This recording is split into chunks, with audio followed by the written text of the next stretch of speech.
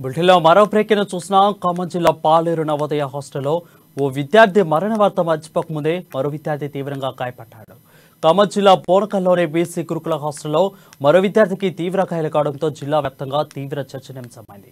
బోనకల్ మండలంలోని బీసీ గురుకుల పాఠశాలలో అరవింద్ అనే 10వ తరగతి చదువుతున్న అరవింద్ అనే విద్యార్థితో పారిశుద్ధ పనులు చేపిస్తుండగా శిథిలావస్థలో ఉన్న ప్రహరీ గోడ కూలి మీద పడటంతో తీవ్రంగా గాయపడ్డాడు. తీవ్ర గాయాలైన విద్యార్థిని ఖమ్మం నగరంలోని కిమ్స్ ఆసుపత్రికి తరలించి వైద్యం అందిస్తున్నారు. ఈ ప్రమాదంలో విద్యార్థి అరవింద్ ముక్కు, కాళ్ళు, చేతులు విరిగిపోయినట్లు కుటుంబ సభ్యులు చెబుతున్నారు.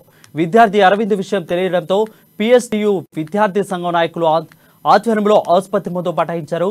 ఘటనకు కారకులైన ఉపాధ్యాయులపై చట్టపరమైన చర్యలు తీసుకోవాలని డిమాండ్ చేస్తున్నారు.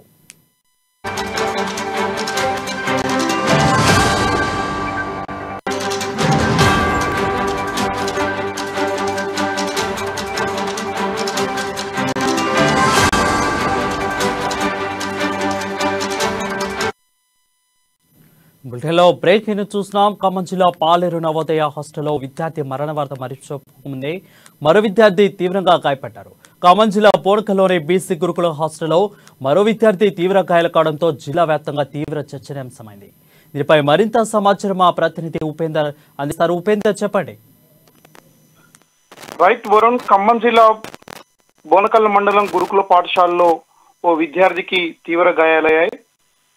గతంలో ఇదే నెలలో పాలేరు నవోదయ విద్యా సంస్థల్లో విద్యార్థి మృతి చెందాడు. ఈ ఘటన మరోసారి ఈ ఘటన జరగడంపై జిల్లాలో విద్యార్థి వర్గాల్లో తీవ్రమైన చర్చనీయాంశంగా మారింది. ఈ ఘటనపై ప్రభుత్వం గతంలో నవోదయ ఇన్సిడెంట్స్ పై చర్యలు తీసుకున్నా సరే విద్యార్థి సంఘాలను ఎలో చేయకపోవడం, ఇవన్నీ రీత్యా గురుకుల పాఠశాలలో పూర్తి స్థాయిలో ప్రిన్సిపల్స్, సిబ్బంది విద్యార్థులు తమ కబంధాస్తుల్లో పెట్టుకొని తీవ్రమైనటువంటి వేధింపులు చేస్తున్నాడు అనిపిస్తా ఉంది. పారిశుద్ధ్య పనుల నిమిత్తం వచ్చినటువంటి విద్యార్థిని ఆ పక్కనే ఉన్నటువంటి గోడ కూలి తీవ్రమైనటువంటి గాయాలయ్యాడు. మొహం పూర్తిగా చిందరవందరం అవడం, పండ్లు పూర్తిగా నలిగిపోవడం, ఇవన్నీ కూడా ఒక 24 hours ఆ విద్యార్థిని అబ్జర్వేషన్ లో పెట్టారు. బోనకల్ మండలానికి చెందినటువంటి ఆ విద్యార్థి కుటుంబ సభ్యులు అర్ధరాత్రి కిమ్స్ హాస్పిటల్ దగ్గర ఆందోళన చేపట్టారు. వీళ్ళకి మద్దతుగా పీడిఎస్, ఎస్ఎఫ్ఐ విద్యార్థి సంఘాలు ఆందోళన చేపట్టాయి. ప్రభుత్వ స్పందించకపోవడంతో పాటు అధికారుల నిర్లక్ష్యం, సిబ్బంది నిర్లక్ష్యంగా విద్యార్థుల ప్రాణాపాయ స్థితిలోకి వస్తా ఉన్నారని చెప్పేసి తీవ్ర ఆవేదన చెందుతున్న స్థితి ఖమ్మం జిల్లాలో కనబడతా ఉంది.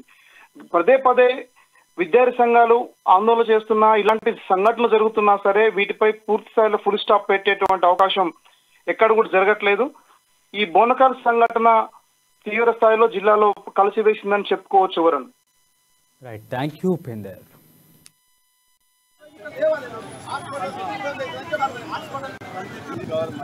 గవర్నమెంట్ కాదు కదా, ప్రైవేట్ వాళ్ళైతే